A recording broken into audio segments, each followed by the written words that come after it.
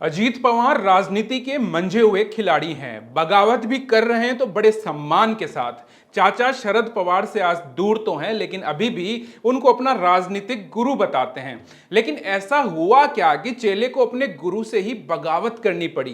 क्या गुरु गुड़ और चेला चीनी वाली कहावत अब सही बैठने लगी है, या फिर शरद पवार वो गुरु निकलेंगे जो एक सब कुछ सिखाकर भी एक गुड़ तो ऐसा अपने पास रखेंगे ही जो समय पड़ने पर तुरुप का इक्का बन सके?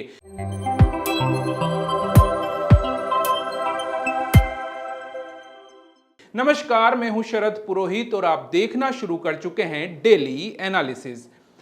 महाराष्ट्र की राजनीति में उठापटक नई बात नहीं है, लेकिन इस बार उठापटक काफी बड़ी है। चेला ही अपने गुरु पर भारी पड़ने लगा है। वह चेला जिसने अपने परिवार में ही चाचा को गुरु माना और राजनीति के दांव पेच सीखे, लेकिन अपनी महत्वाकांक्षा पूरी नहीं होने पर गुरु के सामने ही विपक्ष में खड़ा हो गया।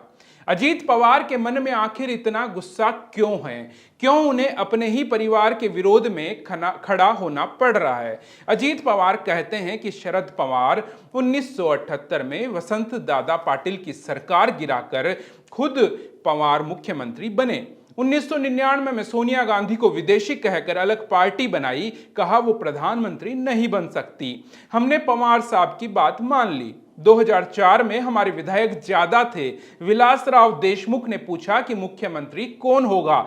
हमने 4 विभाग ज्यादा लेकर मुख्यमंत्री पद कांग्रेस को दे दिया।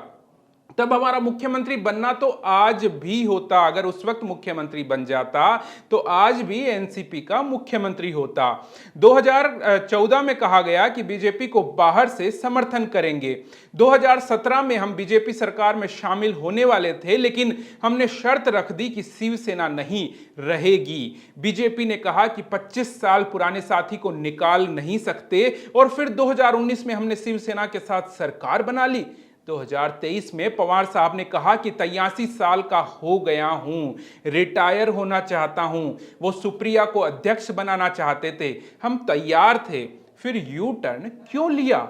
ये सवाल सभी हैं अजीत पवार के, अब जनता के सामने हैं। लेकिन कभी तो ये सवाल परिवार में भी उठे होंगे, परिवार में भी सामने आए होंगे। क्या देश की राजनीति के चाणक्य कहे जाने वाले शरद पवार नहीं समझ पा रहे थे कि बगावत उनके घर से भी शुरू हो सकती है? क्या पुत्री मोह में थे कि अजीत पवार के मन में पल रही हीन भावना को वो शांत नहीं कर पाए, या फिर कुछ शरद पवार के मन में और ही चल रहा था, कुछ और ही पल रहा था? क्योंकि ये राजनीति है और राजनीति कब करवट लेती है किसी को पता नहीं चलता। अजीत पवार बगावत के बाद आज भी कहते हैं कि शरद पवार के लिए उनके मन में सम्मान है। आईएएस अधिकारी 60 साल की उम्र में रिटायर हो जाते हैं। राजनीति में भी बीजेपी नेता 75 साल की उम्र में रिटायर हो रहे हैं। लाल कृष्ण आडवाणी और मुरली मनोहर जोशी का उदाहरण देते हुए अजीत पवार ये भी कहते हैं कि 83 साल के हैं, आप कब रुकेंगे? यानी शरद पवार राजनीति से संन्यास कब लेंगे? अजीत पवार ये भी कहते हैं कि आपको तो हमें आशीर्वाद देना चाहिए। जब इतनी बातें अजीत पवार कर रहे हैं तो शरद पवार ने इसे गंभीरता से क्यों नहीं लिया? क्या ये भी उनकी राजनीति का ही एक तरीका है? वही अजीत पवार ने यह भी दावा किया कि शरद पवार भी ये मानते हैं कि देश के अगले प्रधानमंत्री नरेंद्र मोदी होंगे। तो क्या अजीत पवार ये इशारा कर रहे हैं कि शरद पवार का अब बीजेपी की ओर सॉफ्ट कॉर्नर होने लगा है? खैर, अजीत पवार और शरद पवार दोनों ही खेमों के बीच तकरार जारी है। सियासी हलचल थमने का नाम नहीं ले रही। अजीत पवार गुट के सरकार में शामिल होने के बाद से ही कई कयास लगने लगे हैं। एक कयास यह भी है कि मुख्यमंत्री एकनाथ शिंदे का मुख्यमंत्री पद छिन सकता है। इसको लेकर 5 जुलाई की शाम शिंदे गुट ने भी एक बैठक बुलाई, जब इस तरह की बातें होने लगी। इसमें मुख्यमंत्री एकनाथ शिंदे ने उन अटकलों को खारिज कर दिया कि वो इस्तीफा देने जा रहे हैं। यानी कि लगातार जो कयासबाजियां थी उनको खत्म करने का प्रयास किया। दरअसल अजीत पवार के डिप्टी सीएम बनने के बाद से ही ऐसी अटकलें लगाई जा रही थी कि शिंदे मुख्यमंत्री पद छोड़ सकते हैं। बैठक के दौरान शिंदे ने कहा कि उन्हें पता है कि उनके इस्तीफे की खबरें कौन प्लांट कर रहा है, यानी कि वो जानते थे कि एक प्लानिंग के तहत इस तरह की खबरें प्लांट की जा रही है। इसके साथ ही शिंदे ने आश्वासन दिया कि इस्तीफा देकर वो मुश्किल समय के दौरान साथ देने वाले 50 विधायकों को निराश नहीं करेंगे।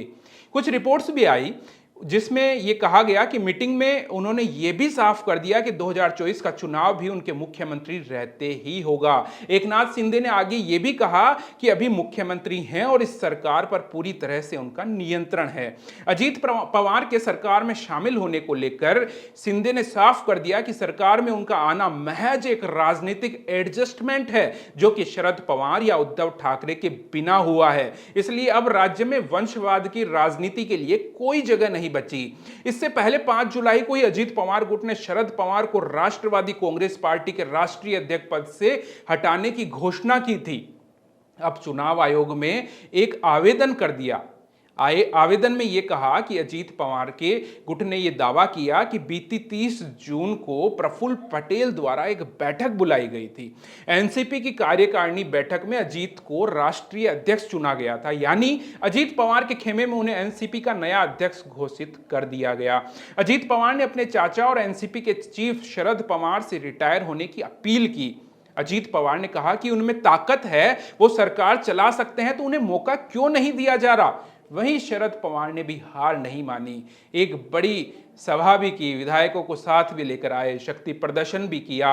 अजीत पवार की बैठक की टक्कर में उन्होंने भी पार्टी विधायकों की मीटिंग बुलाई। मीटिंग में पवार ने कहा कि पार्टी का चुनाव चिन्ह उन्हीं के पास है, वो कहीं नहीं जा रहे। जो लोग और पार्टी कार्यकर्ता एनसीपी को सत्ता में लाए थे वो उनके साथ हैं। शरद पवार ने आगे कहा कि अजीत पवार मेरी तस्वीर का इस्तेमाल कर रहे हैं क्योंकि वो जानते हैं कि महाराष्ट्र की राजनीति में उनकी कोई पकड़ नहीं है। फिलहाल इस उठापटक के बीच महाराष्ट्र की राजनीति में कभी भी कुछ नया हो सकता है। सबको उसी का इंतजार है।